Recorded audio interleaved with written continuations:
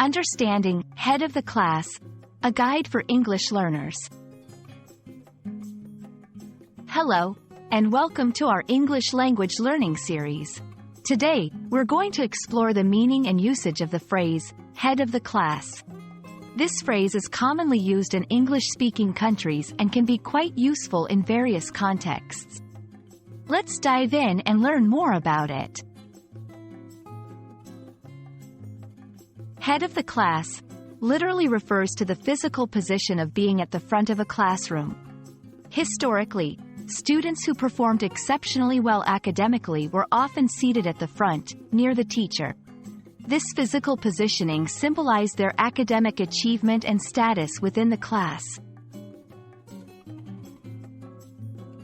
In a more figurative sense, head of the class is used to describe someone who excels in their field or area of study. It's not just about academic achievement. It can apply to any situation where someone is performing at an outstanding level. For example, an employee who excels at their job could be described as the head of the class in their workplace. Let's look at some examples of how to use head of the class in sentences. 1. She always gets the highest grades. She's really the head of the class. 2. In the field of robotics, their company is considered the head of the class. 3. He worked hard and quickly became the head of the class in his yoga group. Notice how the phrase can be used in educational, professional, and even recreational contexts.